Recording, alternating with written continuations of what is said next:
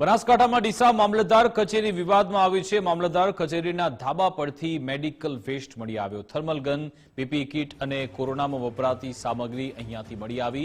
લાખોની સામગ્રી મામલતદાર કચેરીના ધાબા પર મળી આવી। જાગૃત નાગરિકની નજર પડતા આખો મામલો સામે આવ્યો છે।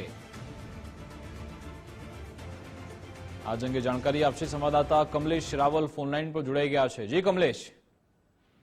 જી વિકાસ, બિલકુલ વાત કરવામાં આવે તો અત્યારે જે કહી શકાય કે જાગૃત નાગરિક દ્વારા જે મેડિકલ વેસ્ટ છે તેના પર નજર પડી ત્યારે લાખોનો મેડિકલ વેસ્ટ સામે આવ્યો છે। વાત છે બનાસકાંઠા જિલ્લાના ડીસાના મામલતદાર કચેરીની કમ્પાઉન્ડની અંદર, એટલે જે તેનું બિલ્ડિંગ હતું ને બિલ્ડિંગની ઉપરથી જે કહી શકાય કે જે મેડિકલ વેસ્ટ મળી આવ્યો છે। જે પ્રકારે જાણવા મળ્યું એ પ્રકારે જે કોરોના સમયે જે પણ જે સામગ્રી લાવવામાં આવી હતી, જે ચીજ વસ્તુઓ લાવવામાં આવી હતી તે તમામ વસ્તુઓ લાખો રૂપિયાની હતી, તે અત્યારે પડી સડી રહી છે। ત્યારે આ બાબતે ગુજરાત ફર્સ્ટ દ્વારા જે ત્યાંના આરોગ્ય અધિકારી છે તેમણે ટેલિફોનિક વાત કરતા તેઓ પણ આ વાતથી અજાણ છે, તેમને પણ આ વાતની ખબર નથી। એટલે ક્યાંક ને ક્યાંક જે લાખો રૂપિયાનો માલ સામાન લાવ્યો હતો તે ફરી તેમને રિટર્ન જમા કરાવવાનો નથી કરાયો, જેના કારણે આજે લાખો રૂપિયાનું નુકસાન અત્યારે સરકારને વેઠવાનો વારો આવ્યો છે। જી બિલકુલ, આભાર તમામ જાણકારી આપવા બદલ।